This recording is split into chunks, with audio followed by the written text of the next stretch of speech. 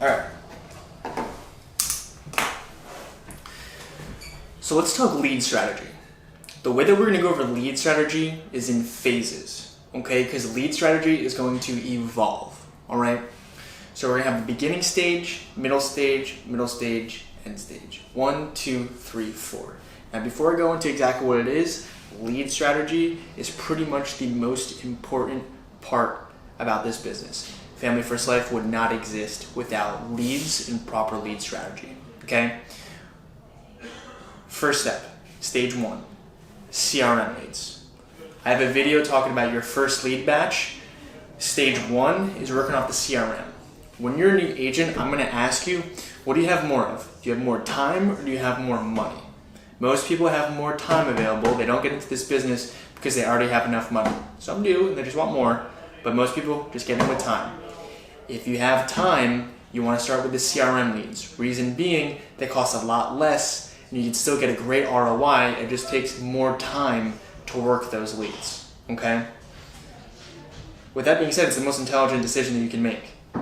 So spend your money on CRM leads in the beginning, make a massive ROI, and then move into stage 2, okay? Stage 2 is Facebook final expense leads. Now, they're instant, they're online, and they're a little bit more expensive than the CRM leads.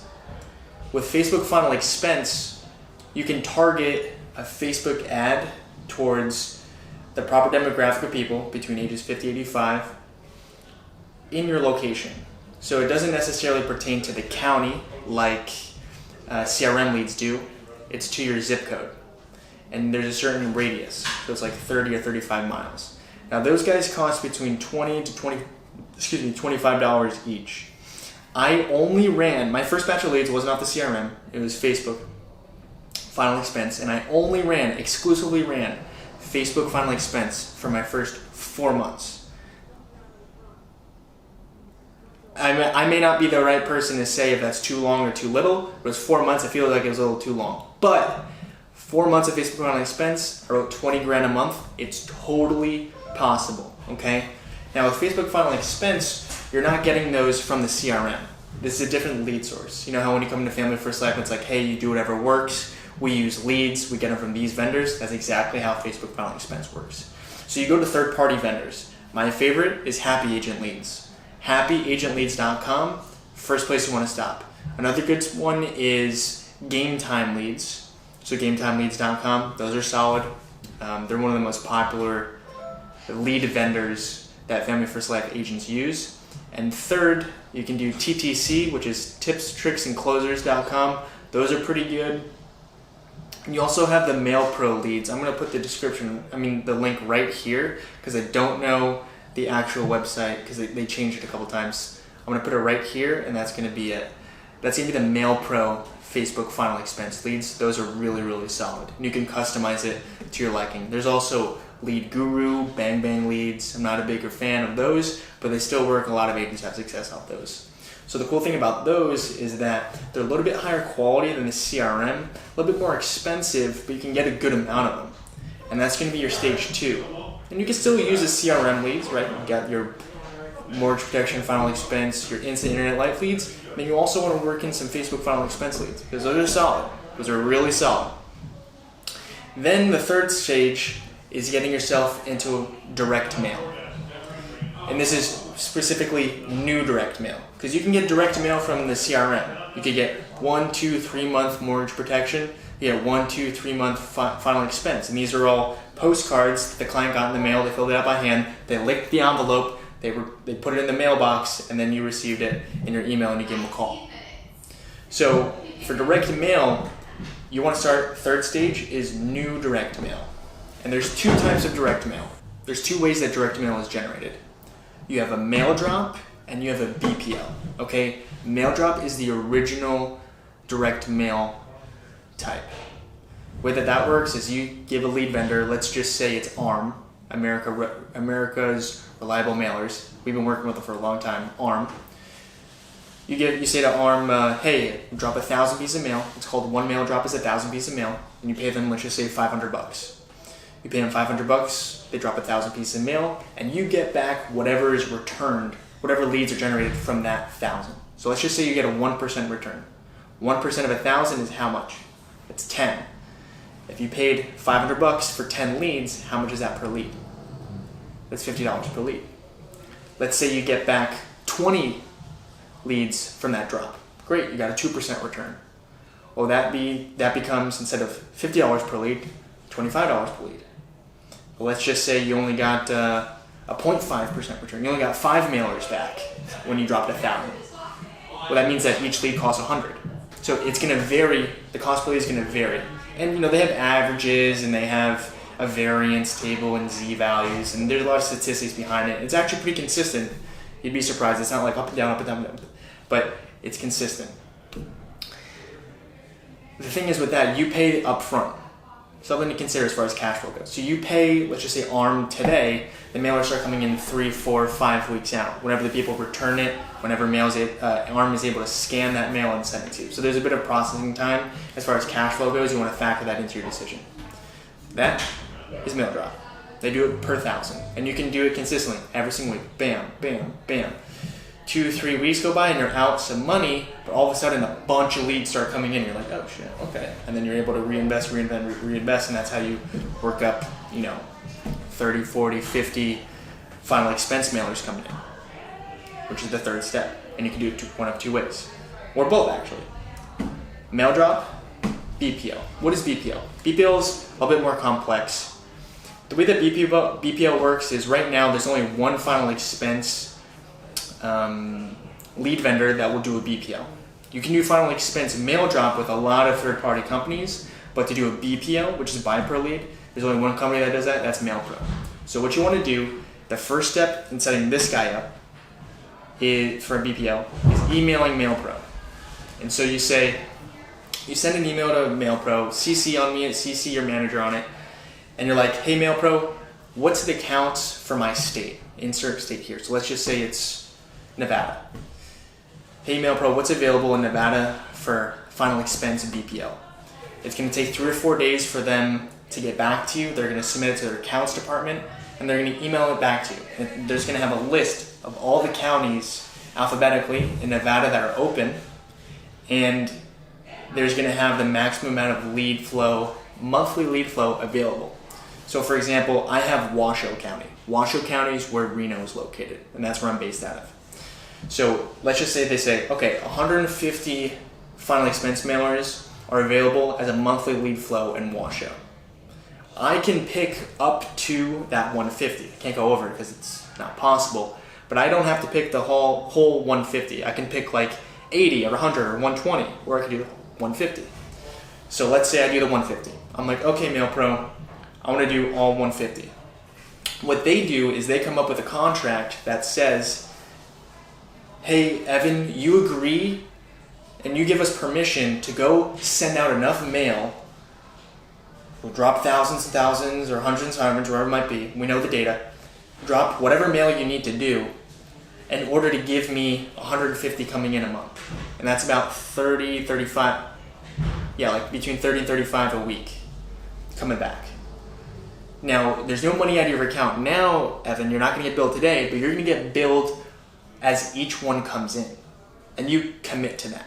You promise or you sign this contract that you're going to buy it. We're going to put your billing information on file and charge that shit whenever each lead comes in. And we're going to charge you $33 per lead. Okay? So you set that up, you sign the thing. 150 leads come in per month, so that's like 30, 35. I get billed like $1,200, $1,500 a week. I'm able to book those. So it's a little bit more of a commitment. Actually, it's a lot more of a commitment than a mail drop, because a mail drop you just pay once. There's nothing. Now with the BPL, what's cool about this one is that you know how many leads are going to come in every week, because they're really good about sending you that allotted amount. And 2, you know how much it's going to cost you, because they cost the same exact per lead. You don't have to worry about getting a small or a high return back from a mail drop. With BPO, they're $33 each, and you know how many are coming in, más o menos. But there's really not that much variance. Like, it's pretty solid. Like for me, I have 150 turn on in Washoe County, Nevada. I get between 30 and 35 every single week. It's not like I get like 5 and like 45 or 5 and like 60. No, it's like 30, 35. It's really good. Really good. The other thing about a BPL is that let's just say, hey, we billed you, but your card didn't go through. Well, they account for that because they make not only you sign the contract, but your upline and your VP. So you need 3 signatures, yours and 2 others. Because if your card declines, they bill the next person. So in order to get a BPL going, you need to have the approval from the people up. With a mail drop, you just pay. If your card doesn't go through, then they don't start the order. With a BPL, you have 2 people above you who are on the hook for this. So with a BPL, if I was looking at you and you're a new agent, we're not starting you on a BPL until you've written 10, 15 grand and until you've gone through enough leads and haven't complained. The last person that I'm going to approve on a BPL is somebody who complains. It's the leads. It's the phone. It's whatever. No. It's your work. There's nothing in this business that discriminates. Nothing. The leads don't discriminate. The phones don't discriminate. Your clients don't discriminate. We don't discriminate who we're working with. The only thing that discriminates is your work ethic. That's it. You have a good work ethic, we'll put you on a BPL. Life becomes a little bit easier on a BPL. Direct mail is what Family First Life was built on. We didn't have final expense, Facebook final expense, until like 2019. When it hit in 2019, we started to really blow up. But we didn't have any instant internet life leads or Facebook final expense leads until about 2019. And instant internet life leads only came about in July of 2020. That was a really big deal. And Family First Life, we tripled in 2020. I wonder why. But with final expense, as Trey Honeycutt once said on a leadership call, they're the most consistent and reliable form of leads. So you want to make that your meat and potatoes once you get up to the 3rd stage. So CRM, Facebook final expense, you can mix those 2, and then you have a final expense mailer, probably a BPL. You could do mail drops too, but BPL. And so that's going to be your meat and potatoes. Make that really clear. That's going to be your meat and potatoes. And you can rely on that to some degree. But let's just say you're not booking enough appointments from these guys. You can either up the lead flow, and that's going to be in the medium term solution. But in the short term, you still have to use Facebook final expense and CRM. I still do. I get 200 mailers in a month, and I still sometimes have to buy Facebook final expense and CRM leads. I was just dialing CRM leads exclusively this morning. Put in like $150, booked some appointments to supplement what was coming in anyway from those mailers. But those mailers are going to be your meat and potatoes. They're reliable, they're really high quality, and for door knocking, they work out a lot better because you show them your handwriting. So it's got some extra clout. And then from the 3rd stage, you have the 4th stage, which is mortgage protection mailers. Works the same way. You have a mail drop, BPL options. The 3rd stage is final expense mailers. 4th stage is mortgage protection mailers for a couple reasons. One, they're more expensive. Mortgage protection mailers, brand new, start out at about $56 or $62 each. And the more expensive one is called a retro mortgage protection mailer. That's $82 for one mailer. That's a really solid lead, but it's $82, and that's how much I used to make in one day. So when I get 3 of those billed to me, it's like, oh, I gotta close some business. It's like 3 days, and it's like half a week's worth of work just in 3 pieces of paper. Anyway, you don't want to think of that like that. That's like a limiting belief that I have. I want to just scratch what I just told you. But anyway, that's the most advanced lead type. It's the most mature. It's the most responsibility because we build the most for that. And we don't want anybody complaining before they get to this guy.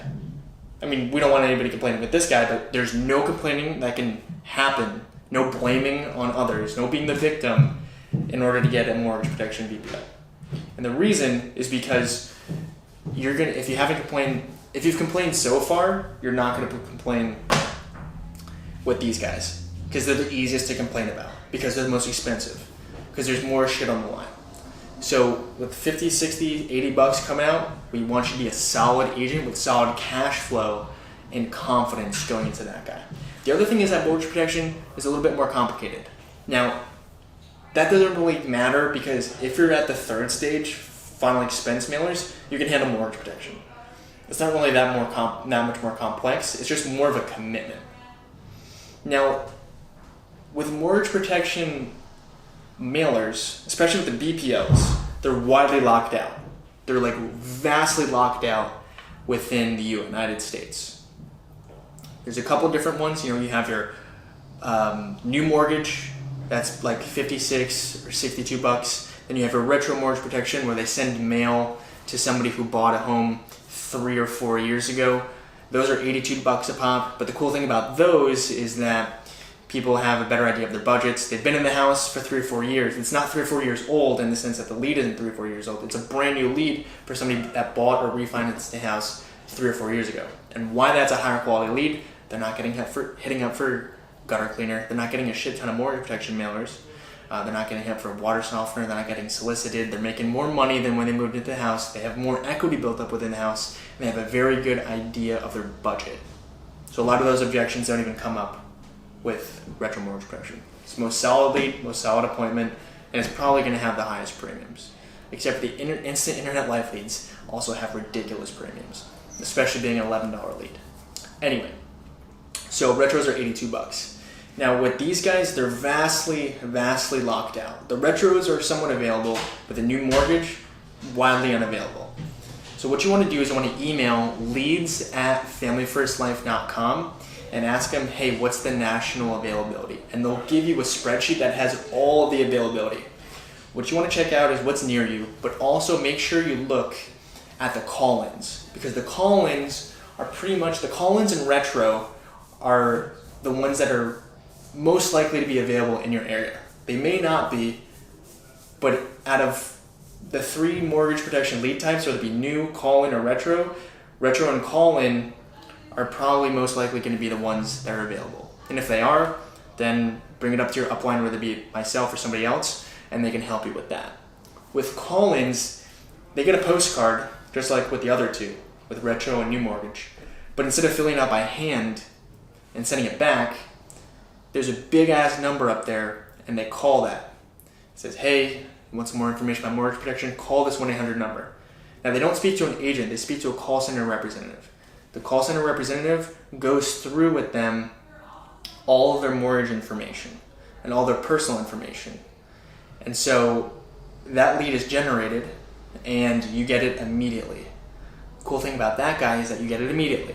You don't have to wait for them to fill it out by hand and send it back. So let's just say Joe Schmo, it's the morning, he goes, he gets his mail at the beginning of the day, he gets a card for mortgage protection that he fills out by hand, and then he gets another one that has a number that he can call. Let's say he does both of them on the same day.